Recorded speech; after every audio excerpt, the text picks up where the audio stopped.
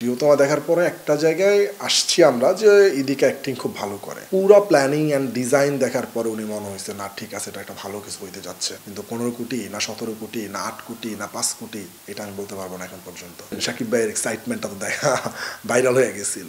অনেক পরিশ্রম করছে ভাই, অনেক মারাত্মক পরিশ্রম করছে। চ্যালেঞ্জ তো দেখেন সব কাজেই থাকে।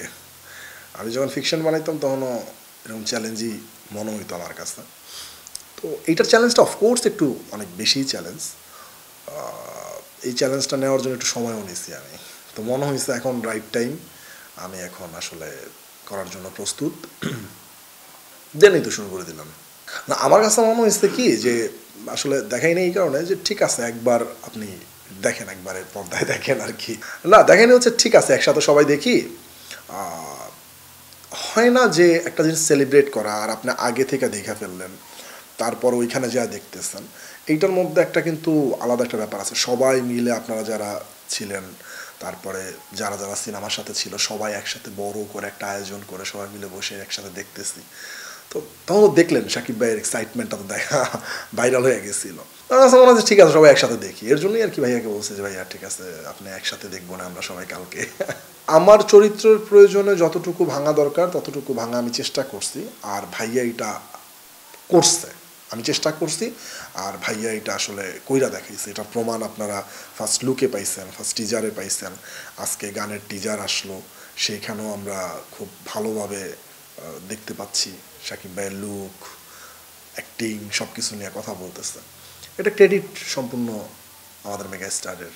উনি কি পরিমাণ পরিশ্রম করছে, কি পরিমাণ আসলে এটার জন্য খাটছে, আমি এটা আপনাকে বইলা বোঝাইতে পারবো না। একটা বছর মানে একদিন দুই দিন পর পরই আমার সাথে উনি বসতো, আমাদের টিমের সাথে উনি বসতো, কি করতে চাই, উনি কি করতে চায়, সব কিছু মিলে আর কি অনেক পরিশ্রম করছে ভাই, অনেক মারাত্মক পরিশ্রম করছে। এটা বইলা বোঝাইতে পারবো না। অবশ্যই প্রিয়তমা দেখছি। প্রিয়তমা দেখার পরে একটা জায়গায় আসছি আমরা যে ইদিকা অ্যাক্টিং খুব ভালো করে, এবং এটা সবাই বলছেন, আপনারা বলছেন, অডিয়েন্স বলছে। তখন মনে হয়েছে যে আমাদের এইখানে ওইরকম একটা অভিনেত্রী লাগবে যে আসলে আমার ক্যারেক্টারটার সাথে যায়। তো আমরা বেশ কয়েকজনেরই হচ্ছে নামচূড়া ঠিক করি। এরপরে আমাদের টিমের সবার মতামতে দ্বারাই হচ্ছে ইদিকা খুব ভালো করবে, ইদিকাকে নেওয়া যায়। তো সবাই একটা জায়গায় আসি ডিসিশনে, দেন আমরা ইদিকার সাথে যোগাযোগ করি।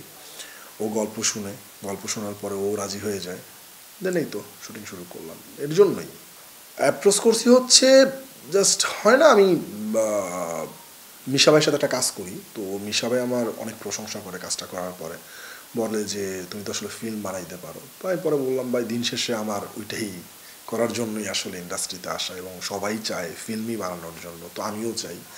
পরে বলতে বানাচ্ছ না কেন, তোমার কাকে নিয়ে বানাইতে চাও? তখন আমি বলি যে আমার কাছে একটা গল্প আছে, আমি শাকিব ভাইয়াকে নিয়ে বানাইতে চাই। তো গল্পের লাস্ট সিকোয়েন্সটা ওনাকে আমি শোনাই। তো এই পর্যন্তই। তারপর উনি শাকিব ভাইয়ের সাথে কথা বলে, একদিন আমাকে শাকিব ভাইয়ের সাথে ফোন ধরায় দেয়। তো ভাই আমাকে বলে যে কী অবস্থা, কেমন আছো? আমি সালাম দেই, ভালো। যে মিশা ভাই তোমার কথা বললো, তুমি নাকি অনেক দিন পর্যন্ত বলতেছো। তো বললাম জি ভাইয়া। পরে বললো যে ঠিক আছে একদিন আসো। এরপরে যোগাযোগ করতে করতে করতে করতে একদিন আমাকে 15 মিনিটের টাইম দিল। তো আমি গেলাম। এরপরে যেটা হয়, গল্প শোনাইছি, গল্প শোনানোর পর ওনার পছন্দ হয়েছে, তো ওইখানেই উনি আসলে রাজি হয়ে যায় যে কাজটা করার জন্য। এরপরে হচ্ছে আসলে আমরা সিনেমাটা কেমনে বানাবো, কি করব, আমাদের প্ল্যানিং কি, পুরো প্ল্যানিংটা ওনাকে বোঝাই যে আমরা এইভাবে দেখতে চাই, এভাবে দেখছি, এভাবে দেখছি।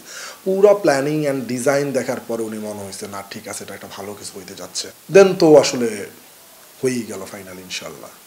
দেখেন 15 কোটি না কত কোটি টাকা এটা আমি জানি না, এবং আমার মনে হয় না আমার প্রডিউসার থেকে শুরু করে আমি থেকে শুরু করে আপনাদেরকে কখনোই গণমাধ্যম অথবা কোনো ফেসবুক স্ট্যাটাসের মাধ্যমে বা জানাইছি যে আমাদের 15 কোটি টাকা খরচ হয়েছে। এটা আমরা কেউ বলি নাই। আমি আপনার মাধ্যমে ক্লিয়ার করতে চাই, আমরা এখন পর্যন্ত কোথাও কোনো স্টেটমেন্ট দিই নাই। যদি ভুল না করে থাকি 15 কোটি টাকা আমি তো দেই নাই, কারণ আমি এখন পর্যন্ত বাজেটটা জানি না। আমি বাজেটটা জানবো একদম সিনেমাটা শেষ করার পরে। সো হ্যাঁ বড় বাজেট এটা জানি, কিন্তু 15 কোটি না 17 কোটি না 8 কোটি না 5 কোটি এটা আমি বলতে পারবো না এখন পর্যন্ত। এটা অসম্ভব ভালো। আমি তো আমার কথা বললাম, অসম্ভব ভালো মানে এত ভালো এটা আমি জীবনও ভুলবো না। আর আপনি আমার বাইরে এর আগে সাকিব ভাইয়ের সাথে যারা যারা কাজ করছে, রায়হান রাফি, হিমেল আশরাফ, অনন্য মামুন, সবাই কিন্তু আপনি দেখেন এক বাক্যে বলছে অসাধারণ অসাধারণ ব্যক্তি, এবং কাজের প্রতি তার যে ডেডিকেশন, এইটা আসলে কেউ মানে বইলা বোঝাইতে পারবে না, এই লেভেলের ডেডিকেশন তার। ওনার সব গুণ আছে ভাই।